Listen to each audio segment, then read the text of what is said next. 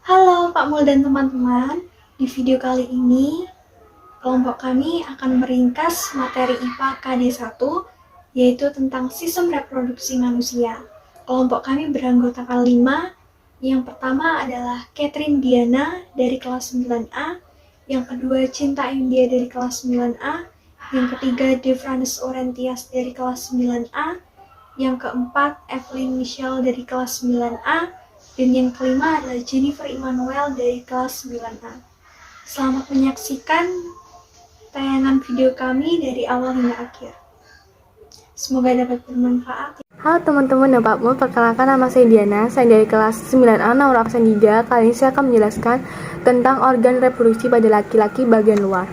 Bagian luar ini terdapat dua jenis. Yang pertama ini ada penis dan skrotum. Penis ini berfungsi sebagai saluran kencing atau urin dan sebagai saluran sperma. Penis ini terbentuk dari otot dan tidak memiliki tulang. Pada ujung penis terdapat struktur seperti lipatan kulit yang disebut dengan kulup atau prepus.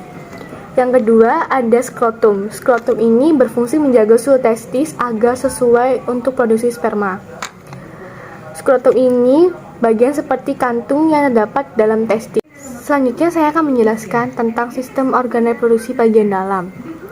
Bagian dalam ini terdapat 7 organ diantaranya. Yang pertama ini ada testis. Testis ini adalah bagian yang bentuknya bulat seperti telur yang tersimpan dalam skrotum, berfungsi untuk memproduksi sperma dan hormon estrogen. Selanjutnya ada epididymis. Epididymis adalah saluran yang keluar dari testis yang berbentuk seperti tanda koma dengan ukuran 4 cm, berfungsi dari tempat penyimpanan sperma sementara. Selanjutnya ini ada vas deferens. Vas deferens adalah saluran panjang yang mengarah ke atas dan merupakan lanjutan dari epididymis, berfungsi menghubungkan epididymis dan uretra. Selanjutnya ada uretra. Uretra ini adalah saluran yang terdapat dalam penis, merupakan akhir dari saluran reproduksi, berfungsi sebagai saluran keluarnya sperma dan urin. Selanjutnya ada kelenjar vesicula seminalis. Bagian ini merupakan berbentuk seperti kantung kecil yang berukuran 5 cm yang terletak di belakang kantung kemih, berfungsi menghasilkan zat-zat yang diperlukan untuk perkembangan sperma. Selanjutnya ada kelenjar prostat. Kelenjar prostat ini bagian yang berbentuk seperti kue donat yang terletak di bawah kandung kemih, berfungsi menghasilkan cairan bersifat asam. Selanjutnya ada kelenjar Koper. Kelenjar Koper ini bagian yang berbentuk seperti kacang yang terletak di bawah kelenjar prostat, berfungsi menghasilkan lendir dan cairan bersifat basah. Terima kasih. Selanjutnya, saya akan membahas tentang spermatogenesis. Spermatogenesis adalah proses pembentukan sel sperma di dalam testis pria. Sel sperma diproduksi pada tubulus seminiferus di dalam testis. Di dalam dinding tubulus banyak sel yang tersebar secara acak yang disebut dengan sel Story. Sel ini berfungsi untuk memberi makanan kepada sel sperma yang belum matang. Ketika sel sperma yang telah matang yang disebut dengan spermatogonia dan spermatogonium memperbanyak diri dengan cara mitosis dan meiosis. Dari spermatogonium, sel sperma akan berubah menjadi spermatid primer secara mitosis. Setelahnya, spermatid primer membelah secara meiosis menjadi spermatid sekunder yang berukuran sama. Melalui tahap meiosis kedua, spermatid sekunder membelah diri lagi menjadi 4 spermatid yang sama bentuknya dan ukuran. Spermatid merupakan tahap akhir sebelum berubah menjadi sel sperma yang matang atau yang disebut dengan spermatozoa. Sperma yang sudah matang memiliki kepala yang berbentuk lonjong dan datar serta ekor yang bergelombang. Sperma tidak bisa dilihat dengan mata telanjang karena ini berukuran sangat kecil, yaitu sekitar 0,05 mm dari kepala hingga ekor. Bagian kepala sperma memiliki kromosom dan juga memiliki struktur badan yang disebut dengan akromosom. Akromosom mengandung enzim hiladanse dan mitosel yang keduanya berfungsi untuk menembus lapisan sel telur. Di bagian tengah akromosom terdapat mitokondria kecil yang berfungsi untuk menyediakan energi untuk menggerakkan ekor sperma. Perkenalkan, nama saya Evelyn Michelle Sutanto dari kelas 9A akan menjelaskan ringkasan materi dari KD1 tentang struktur dan fungsi organ reproduksi pada wanita serta oogenesis. Organ reproduksi wanita terbagi menjadi dua, yaitu organ reproduksi bagian dalam dan luar. Organ reproduksi bagian dalam yang pertama yaitu ovarium. Berstruktur seperti telur, berjumlah 2 buah di samping kanan dan kiri uterus untuk menghasilkan sel telur. Yang kedua, ada tuba Fallopi, saluran sepanjang kurang lebih 10 cm menghubungkan uterus dengan ovarium. Bagian pangkal berbentuk corong disebut infundibulum, sedangkan ujungnya berbentuk jari-jari disebut dengan fimbriae.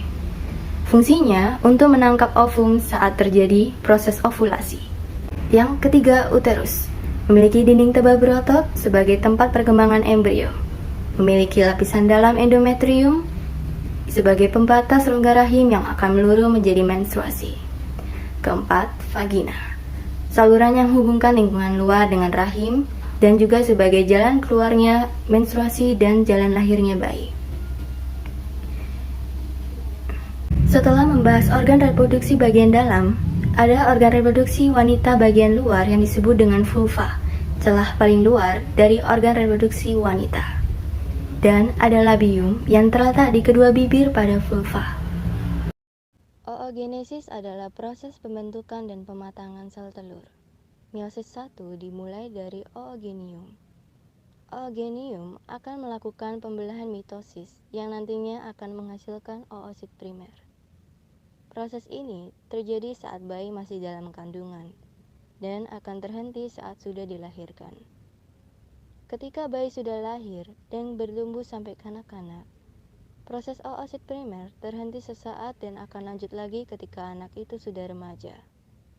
Oosit primer akan membelah secara meiosis menjadi oosit sekunder dan badan polar primer. Memasuki meiosis 2. Oosit sekunder akan menghasilkan 2 sel lainnya, yakni ootit yang lingkarannya lebih besar dari badan polar sekunder. Yang badan polar primer akan membelah menjadi 2 badan polar lainnya. Ootit yang dihasilkan dari oosit sekunder akan berkembang menjadi ovum. Puncaknya nanti akan dilepaskan menuju tuba Fallopi. Proses dari oosit menjadi ovum dimulai pada masa pubertas hingga menopause.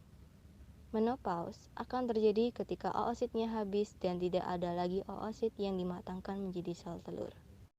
Halo teman-teman dan Pak Mul, nama saya Devranes dari kelas 9A nomor absen 7. Kali ini saya akan menjelaskan tentang pembelahan sel. Pembelahan sel adalah proses yang membagi satu sel induk menjadi 2 sel anak atau lebih. Tujuan pembelahan sel sebagai pertumbuhan, perbaikan, dan reproduksi. Jenis pembelahan sel terbagi menjadi 2, yaitu 1. Pembelahan mitosis. Pembelahan mitosis terjadi pada sel-sel tubuh atau disebut sel somatik pada makhluk hidup. Pada pembelahan ini dihasilkan sel anak yang mempunyai jumlah kromosom yang sama dengan kromosom sel induk. Pembelahan mitosis adalah tipe pembelahan sel yang menghasilkan 2 sel anakan. Sel anakan ini mempunyai karakter identik secara genetik dengan sel induk.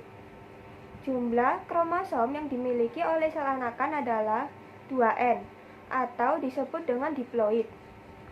Sel diploid adalah sel-sel yang kromosomnya berpasangan atau disebut 2N. Pembelahan mitosis adalah proses yang berkesinambungan yang terdiri dari 4 fase pembelahan. 4 fase pembelahan mitosis adalah profase, metafase, anafase, dan telofase. Selanjutnya, saya akan menjelaskan yang kedua, yaitu pembelahan meiosis. Pembelahan meiosis hanya terjadi pada organ kelamin. Pembelahan meiosis berfungsi untuk menghasilkan sel gamet, yaitu sel telur dan sel sperma. Melalui pembelahan ini akan dihasilkan sel anak yang mempunyai kromosom setengah dari kromosom sel induk. Pembelahan meiosis adalah pembelahan sel yang menghasilkan 4 sel anakan, yang masing-masing sel memiliki separuh dari jumlah kromosom sel induk. Jumlah kromosom yang dimiliki oleh sel anakan adalah N, atau disebut haploid. Maka, pembelahan sel meiosis disebut sebagai pembelahan reduksi. Pembelahan meiosis berlangsung dalam 2 tingkat, yaitu profase 1, metafase 1, anafase 1, telofase 1, profase 2, metafase 2, anafase 2, dan telofase 2. Selamat pagi Pak Mul dan teman-teman. Perkenalkan, nama saya Cinta India Putri Ameka dari kelas 9A. Di sini saya akan menjelaskan tentang proses pembelahan sel mitosis dan meiosis, dan saya juga akan menjelaskan tentang spermatozoa. Yang pertama adalah mitosis. Proses dari mitosis yang pertama adalah profase. Benang-benang kromatin mulai memadat membentuk kromosom. Membran inti mulai rusak menjadi bagian-bagian kecil atau yang disebut sebagai fragmen. Sentrosom mulai memisah dan menuju ke kutub yang berlawanan. Setelah itu, terbentuklah gelondong pemisahan benang spindel. Selanjutnya, lanjut pada proses metafase. Sentrosom telah berada di kutub dan kromosom berjejer-jejer pada bidang pembelahan. Setelah itu, lanjut pada proses anafase. Kromatin dari setiap pasangan membelah dan memisah menuju ke kutub yang berlawanan karena ditarik oleh sentrosom yang menuju ke arah atas dan menuju ke arah bawah. Dan yang terakhir adalah proses telofase. Membran inti mulai kembali lagi dan membungkus kromosom. Lalu kromosom regang menjadi benang-benang halus kromatin, terbentuk cincin pembelahan yang kemudian sel akan membelah menjadi 2 bagian. Selanjutnya adalah proses pembelahan sel meiosis. Proses yang pertama adalah profase 1, yaitu membran inti mulai rusak menjadi bagian-bagian kecil atau yang disebut sebagai fragmen. Benang kromatin mulai memadat dan membentuk kromosom. Disitulah terjadi perpindahan silang. Sentrosom membelah dan menuju ke kutub atas dan kutub bawah. Setelah itu, terbentuklah gelondong pemisahan atau benang spindel. Selanjutnya adalah proses metafase 1, yaitu kromosom berjejer pada bidang pembelahan. Selanjutnya adalah anafase 1, yaitu kromosom ditarik oleh sentrosom dari atas dan dari bawah. Setelah itu lanjut telofase 1. Membran inti mulai terbentuk lagi dan terbentuklah lekukan untuk membagi sel. Terjadi sitokinesis sehingga terbentuk 2 sel anakan yang haploid. Lanjut pada profase 2, terbentuk gelondong pembelahan benang spindel. Setelah itu, membran inti mulai berubah menjadi bagian-bagian kecil atau yang disebut sebagai fragmen, sehingga kromosom mulai bergerak ke bidang pembelahan. Setelah itu, lanjut pada metafase 2, yaitu kromosom berjejer pada bidang pembelahan bersiap ditarik oleh sentrosom. Lanjut pada anafase 2, kromosom ditarik ke kutub atas dan kutub bawah. Dan yang terakhir adalah telofase 2. Terbentuk nukleus yang membungkus masing-masing kromosom. Kromatin terurai menjadi benang-benang kromatin, kemudian ada lekukan yang nantinya akan mengakibatkan sel terpisah, yaitu menjadi 4 sel anakan. Kaitan dari reproduksi sel dengan sistem reproduksi manusia adalah dalam reproduksi manusia yang terjadi generatif melibatkan sel gamet atau sel kelamin yang diperoleh dari reproduksi sel secara meiosis. Selanjutnya saya akan menjelaskan tentang spermatozoa. Spermatozoa terdiri dari 3 bagian. Yang pertama kepala, yang kedua leher atau bagian tengah, dan yang terakhir adalah ekor. Yang pertama kepala. Kepala merupakan bagian inti dari spermatozoa yang berisi materi genetik, yaitu kromosom. Enzim hyaluronidase yang dikeluarkan dari kepala spermatozoa berfungsi untuk menghancurkan asam hyaluronat yang ada pada sel telur, sehingga sperma bisa masuk dengan mudah. Yang kedua adalah leher atau bagian tengah. Kedua bagian ini terletak di antara kepala dan ekor, yang berfungsi sebagai penghubung kedua ujung sel sperma. Keduanya berisi mitokondria yang berfungsi menghasilkan energi untuk kelangsungan hidup dan pergerakan spermatozoa menuju sel telur. Dan yang terakhir adalah ekor. Bagian yang juga dikenal sebagai flagellum ini merupakan alat gerak spermatozoa yang memungkinkan sperma untuk berenang cepat melalui saluran reproduksi wanita menuju ke sel telur. Perkenalkan, nama saya Jennifer Immanuel Nuswanto dari kelas 9A, absen 17. Yang pertama adalah penyakit AIDS atau Acquired Immunodeficiency Syndrome.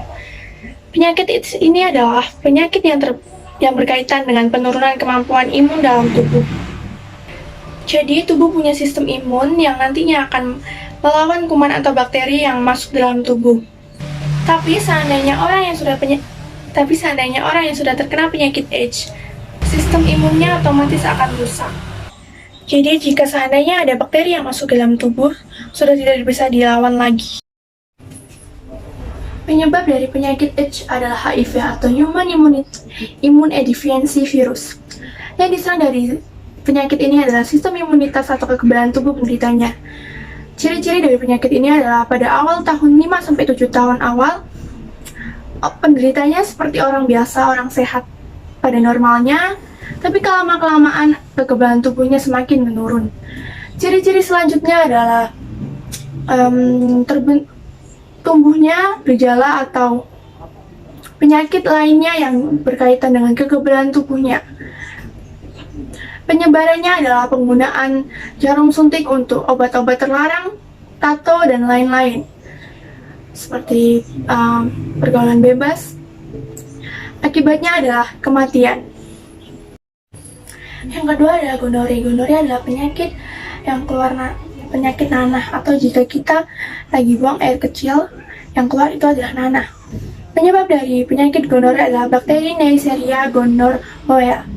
Yang diserang dari penyakit itu adalah organ reproduksi pria dan wanita. Ciri-cirinya adalah rasa sakit dan keluar nanah saat kencing pada laki-laki, dan kemudian berwarna kuning hijau pada perempuan. Penularannya adalah pergaulan bebas, akibatnya adalah rasa sakit, kebutaan pada bayi yang baru lahir. Yang ketiga adalah sifilis atau raja singa. Penyebab dari sifilis adalah bakteri Treponema pallidum. Yang sering diserang adalah organ reproduksi pria dan wanita. Ciri-cirinya adalah luka pada tempat masuknya bakteri sekitar alat reproduksi. Ciri-ciri selanjutnya adalah menyebar dan menyerang organ tubuh lainnya. Penularannya adalah pergaulan bebas, menggunakan jarum suntik untuk obat terlarang, tato, dan lain-lain. Akibatnya adalah rasa sakit, kerusakan organ. Yang keempat adalah herpes simplex genitalis.